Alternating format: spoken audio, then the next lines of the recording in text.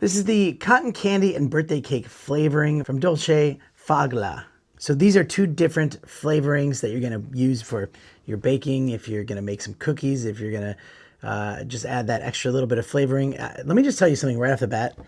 These smell amazing. Like I almost kind of like them as like a cologne or something I just want to rub on me because they smell so good. You get a lot as well, and it does come with these little tubes to get your flavoring just like that, so you can see the like how much you have in there. There's a little measuring spot. And that birthday cake flavoring, wow. If you want to add that to, like, if you're making a birthday cake, add that to it. Just makes it that much better. Now, the cotton candy one, yeah, that smells like cotton candy.